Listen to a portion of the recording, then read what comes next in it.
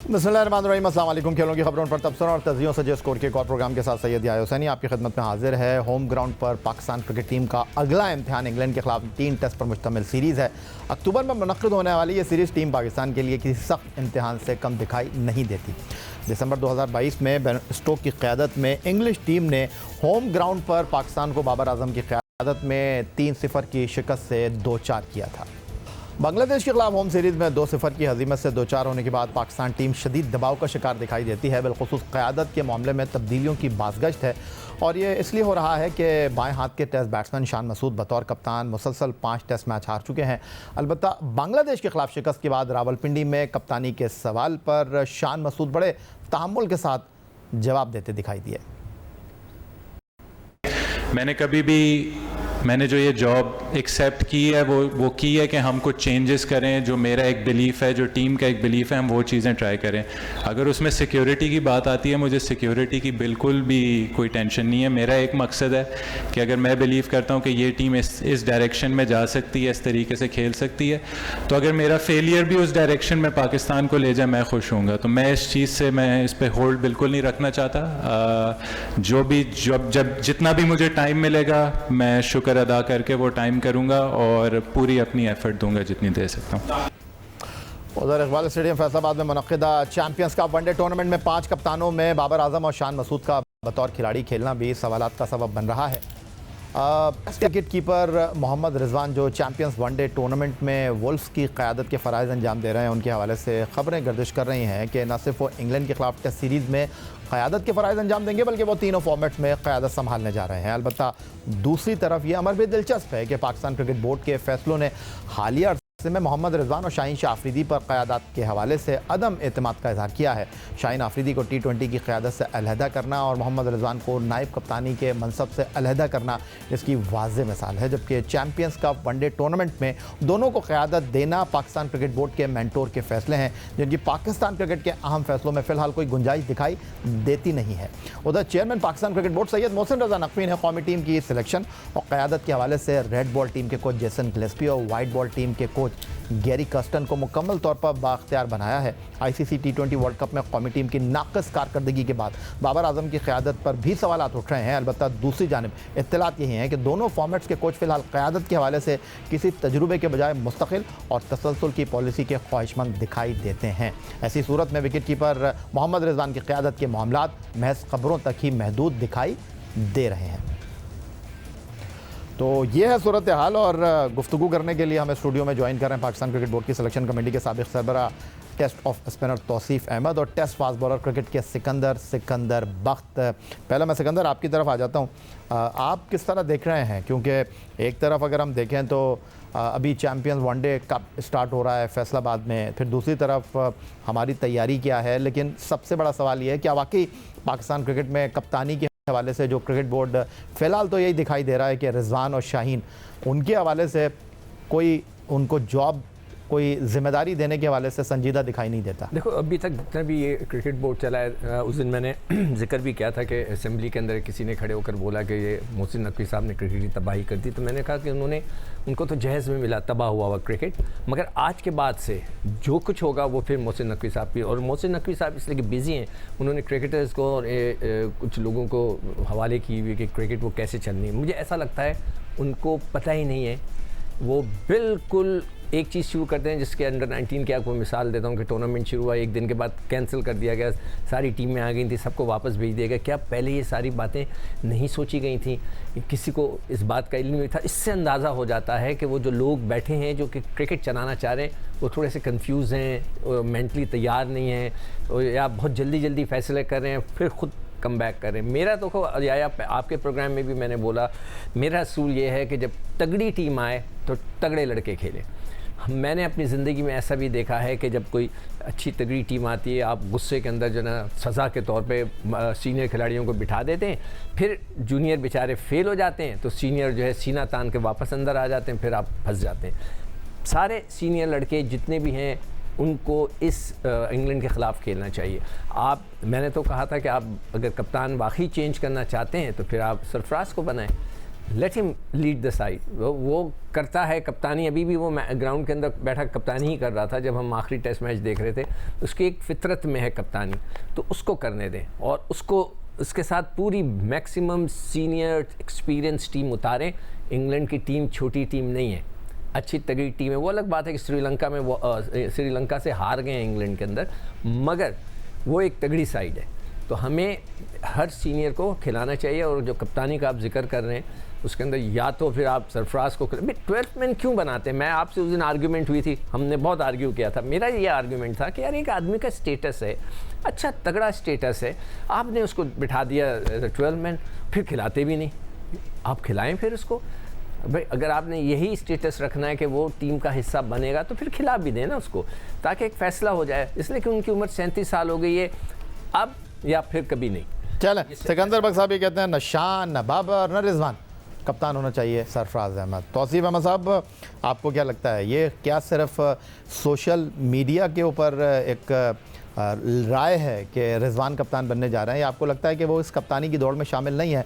बाज़ार ऐसा ही लग रहा है, क्योंकि जो हमारे पास इत्तलात आ रही हैं वो यही हैं कि जो आपके रेड बॉल टीम के कोच जेसन गिलेस्पी हैं और आपके वाइट बॉल टीम के कोच गैरी कर्स्टन हैं, वो तसलसल और मुस्तकिल पॉलिसी के साथ चलने के ख्वाहिशमंद हैं और वाज़े तौर पर वो कप्तानी के हवाले से किसी तब्दीली को नहीं महसूस कर रहे।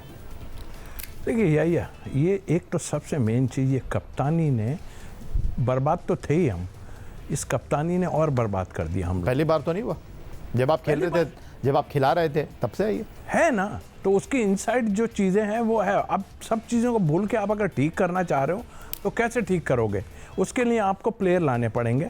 आपने 3 साल का क्राइटेरिया रखा कि जी 3 साल का हम क्राइटेरिया देखेंगे ये प्लेयरों को देखने के। भाई 3 साल के लिए क्या, अगर किसी ने पहले साल में रन्स किए हुए हैं, खिलाना है ना लोगों को, कुछ को लेके आना है ना। जो 3 साल पहले रन्स कर चुके हैं उनको लाके डालना है और डाल दिया। आप बता दें कि 12-12 साल खेले हुए प्लेयर जो हैं अभी ये आपकी ये खेल रहे हैं सारे टूर्नामेंट या फर्स्ट क्लास जो भी खेलेंगे। 20-20 कप्तानी का जहाँ 20-20 साल कप्तानी का जहाँ तक ताल्लुक है, देखें ये तबाही हो गई है इसकी वजह से। और प्लेयर चूँकि डोमिनेट करता है तो वो नहीं, जहाँ तक सीकू ने कहा बिल्कुल, मैं ऐसा चालाक कप्तान मैंने नहीं देखा जो सरफराज है।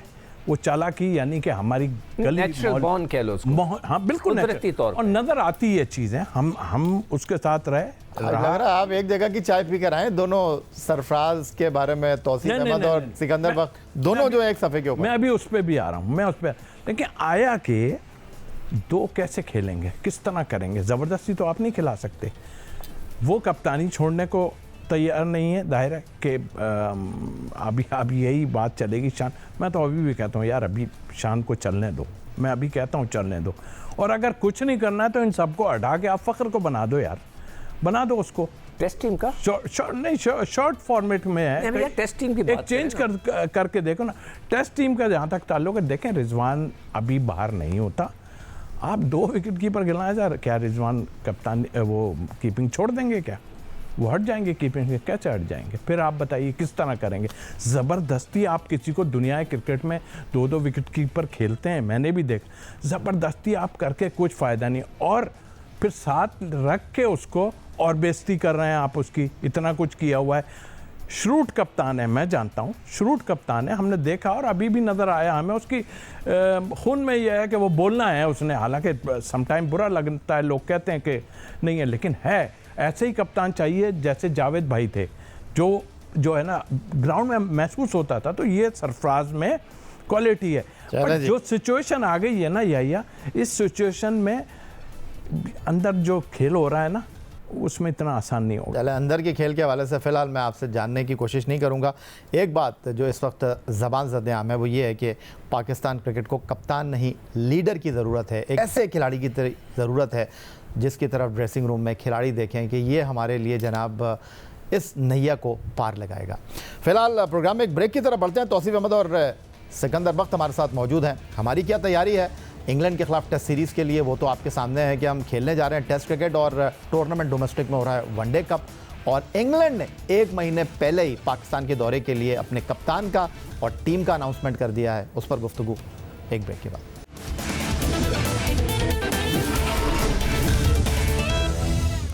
एक तरफ जहां सब इंतज़ार कर रहे हैं इंग्लैंड की टीम का पाकिस्तान आकर 3 टेस्ट पर मुश्तमिल सीरीज़ खेलने का, उधर दूसरी तरफ पाकिस्तान क्रिकेट बोर्ड ने डोमेस्टिक क्रिकेट में एक नए टूर्नामेंट का इजाफा किया चैम्पियंस कप के हवाले से, और इस सिलसिले में 3 टूर्नामेंट मुनक्किद होना है। और इस सिलसिले का पहला tournament one day cup Iqbal stadium Faisalabad में 5 टीमों के दरमियान खेला जा रहा है। और दूसरी जानिब पाकिस्तान क्रिकेट गुज़िश्ता रोज़ ख़ासी ख़बरों में रहा, क्योंकि अंडर 19 टूर्नामेंट का इनेकाद मुल्क भर में होना था, लेकिन पहले राउंड की शुरुआत हुई, पहले दिन का खेल हुआ, लेकिन उसके बाद अचानक पाकिस्तान क्रिकेट बोर्ड की तरफ से एक ईमेल आती है और उसमें कहा यह जाता है कि अंडर 19 टूर्नामेंट जो है वो फ़िलहाल नागुज़ीर वजूहात की बिना पर ख़त्म किया जा रहा है, और जो पहले दिन का खेल है 3 दिन के टूर्नामेंट का, उसको काउंट नहीं किया जाएगा और ये टूर्नामेंट असर-ए-नौ शुरू किया जाएगा। और मुमकिन तौर पर यह टूर्नामेंट अब सितंबर के बजाय अक्टूबर में शुरू होगा। वजह क्या बनी है इसकी, पाकिस्तान क्रिकेट बोर्ड के तर्जुमान director domestic and operations Khurram Niazi साहब हमें टेलीफोन लाइन पर लाहौर से ज्वाइन कर रहे हैं। खुशामदीद कहेंगे खुर्रम साहब आपको। और लोग ये जानना चाहते हैं ऐसा क्या हुआ कि आपने टीमों को बुलाया, मुख्तलिफ़ शहरों में टीमों ने क़याम किया, टूर्नामेंट शुरू भी हुआ, फिर अचानक आपने इस टूर्नामेंट को रोक दिया, कोई वजह? बेसिकली अंडर 19 वुमेन और मेन दोनों जो है, बॉयज़ और गर्ल्स की दोनों शेड्यूलिंग की गई है। उसमें एडमिनिस्ट्रेटिव इशू है भी इसमें, तो पहले भी अक्टूबर में था, तो कैंप्स वगैरह पहले हो गए थे, तो हमने प्लान किया थोड़ा जल्दी कर लें, लेकिन बहरहाल अभी एडमिनिस्ट्रेटिव जो है उसको देखा गया कि चैंपियंस हमारे साथ साथ कब भी हो रहा है, चैंपियंस लीग जो भी हो रही है उस पर बहुत ज़्यादा बोर्ड की टेंशन, और अंडर 19 को खास तौर पर ये भी बड़ा हमारा अहम टूर्नामेंट है, रीजन लेवल पे भी होना है, वनडे भी होना है, और हम इसको भी बड़ा अच्छे तरीके से फोकस रखना चाहते हैं, तो इस वजह से उसको रीशेड्यूलिंग हुई। और खुर्रम नियाज़ी साहब, आपने एक बड़े मसरूफ़ शेड्यूल का ऐलान किया है और 24/7 आपका ये डोमेस्टिक टूर्नामेंट है और पूरा 1 साल ये टूर्नामेंट चलेगा, तो बड़ा आपके ऊपर दबाव भी होगा, एक नया आप फॉर्मेट भी लेकर आए हैं, लेकिन ये जो आपने कहा कि कुछ ऑपरेशनल मसाइल थे जिनको आइडेंटिफाई किया गया, टूर्नामेंट को रोका गया, तो ऐसा अचानक क्या हुआ कि आपने टीमों को भी भेज दिया था, टूर्नामेंट का पहले दिन का खेल भी हुआ, फिर आपको ये रोकना पड़ा? अगर शुरू हो गया था तो उसको क्या बहुत मसाइल थे जिसकी वजह से आपको रोकना पड़ा? बिल्कुल जी, आप समझते हैं कि एडमिनिस्ट्रेटिव इशू ही था, तो इस वजह से उसको फैसला किया गया इसकी, ताकि टूर्नामेंट को और इससे बेहतर किया जा सके। जिन ग्राउंड्स को ऑलरेडी बड़ी मेहनत की थी क्रिकेट डिपार्टमेंट ने, उसको मजीद बेहतर किया जाए, तो मेरे ख्याल में अच्छे अंदाज से और बेहतर अंदाज से अगर हम 15 दिन के बाद अगर 1 अक्टूबर को या फर्स्ट वीक अक्टूबर में कोई डेट अभी अनाउंस करते हैं, उसमें टूर्नामेंट हो जाएगा इससे भी बेहतर अंदाज में, तो मेरे ख्याल में वो भी कोई बुरी चीज़ नहीं। अच्छा खुर्रम साहब, अब दूसरी तरफ जो है वो आपने ये टूर्नामेंट अक्टूबर में ले जाने का फ़ैसला किया है, लेकिन अगर मैं गलती नहीं कर रहा तो एशिया कप क्रिकेट टूर्नामेंट नवंबर या दिसंबर में होना है, तो आपको नहीं लगता कि अब ये टूर्नामेंट शुरू हो गया था, इसको आपने रोक दिया किसी वजह से, लेकिन आप जब अंडर 19 एशिया कप के लिए टीमों का इंतखाब करने जाएंगे तो फिर थोड़ा आपको मुश्किल हो सकती है, क्योंकि ये जो आपका टूर्नामेंट है ये 2 महीने पर मुश्तमिल है। आप ठीक कह रहे हैं, लेकिन इसमें सिर्फ 15 से 20 दिन का ही फर्क पड़ेगा, तो मेरा नहीं ख्याल कि जो शेड्यूल अभी हम देंगे तो उसमें मेरे ख्याल में वो चीज़ें कैटर कर देंगी, जो हमारे टॉप परफॉर्मर बच्चे हैं वो ऑलरेडी आइडेंटिफाई हो जाएंगे। ठीक है, खुर्रम नियाज़ी साहब हमारे साथ लाहौर से टेलीफोन लाइन पर मौजूद हैं, आप कुछ कहना चाह रहे हैं? तो मैं पूछना चाह रहा था कि आप ये जो आपके मेंटोर्स हैं, I read in the paper के जनाब ये लोग भी अंडर 19 के साथ इन्वॉल्व होंगे, तो वो किस तरह इन्वॉल्व होंगे? क्या वो मेंटोर्स जाके मैचेस देखेंगे या सिर्फ वो किताबों पे उनके रिजल्ट्स के ऊपर बात करेंगे?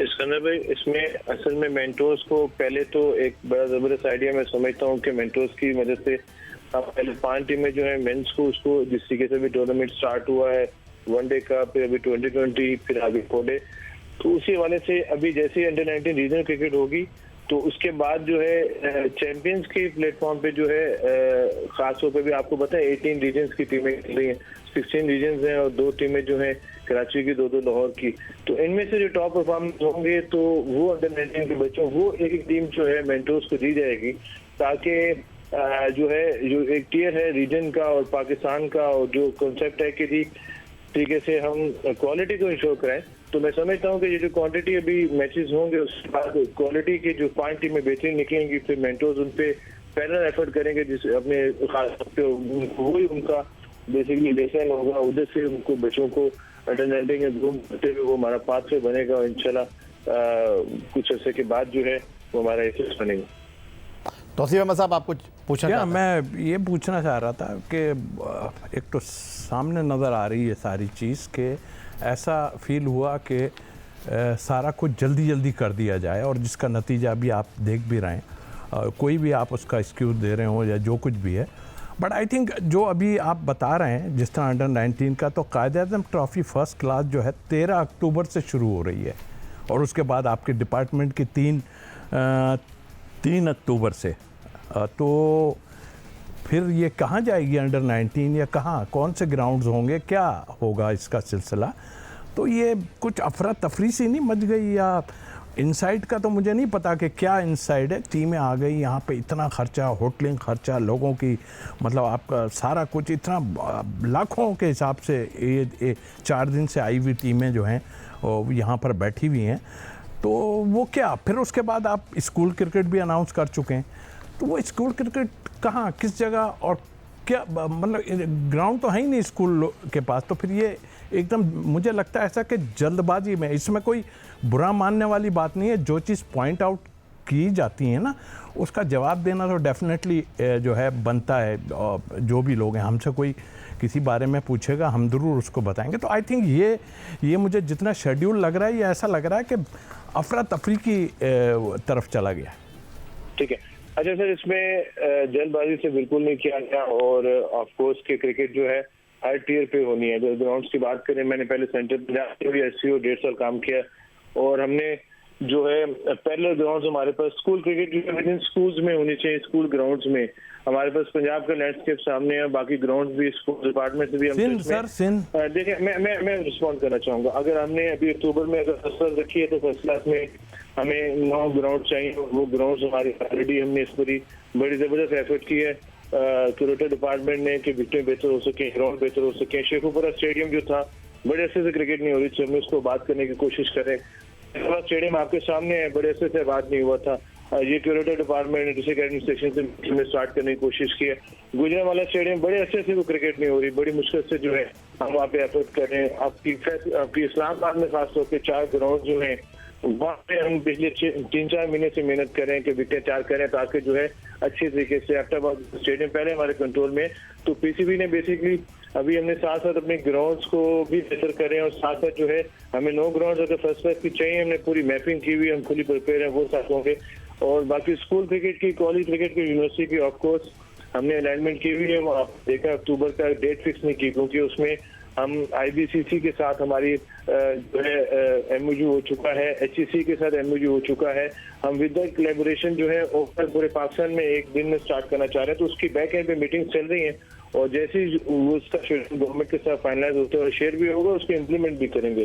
तो हमारे साथ साथ प्रोफेशनल क्रिकेट जो है वो भी चलनी है, साथ साथ जो है इमेच्योर क्रिकेट जो है जिसमें हम स्कूल कॉलेज की क्रिकेट को खासतौर पे मैन वुमेन दोनों को जो है चला सकेंगे। तो कोशिश है, मैं समझता हूँ कि जो है क्रिकेट जो है ज्यादा होनी चाहिए, हर टियर पे पैरेलल जो है चलनी चाहिए। चलें, खुर्रम आपका बहुत शुक्रिया, डायरेक्टर डोमेस्टिक हमारे साथ पाकिस्तान क्रिकेट बोर्ड के। और बहुत सारे सवालात अब भी हमारे पास हैं लेकिन वक्त की कमी के सबब हम मज़ीद सवालात नहीं करेंगे। पाकिस्तान के साबिक chief selector Tauseef Ahmed, test fast bowler Sikandar Bakht ने जो है वो खुर्रम न्याज़ी से जो इनके जहन में सवालात थे, जो लोग इस वक्त गुफ्तगू कर रहे हैं, वो खुर्रम न्याज़ी साहब के सामने रखे और खुर्रम न्याज़ी ने जवाब दिया किस हद तक आप इस हद उनकी गुफ्तगू से इत्तेफाक करते हैं। आप हमें X अकाउंट पर फॉलो कर सकते हैं, अपनी राय से आगाह कर सकते हैं score@geo.tv पर। इस दुआ, इस उम्मीद, इस तवक्को के साथ कि पाकिस्तान में खेल और खिलाड़ी तरक्की करते रहें। सैयद या हुसैन को स्कोर की पूरी टीम के साथ अगले प्रोग्राम तक के लिए इजाज़त दीजिए। अल्लाह हाफ़िज़।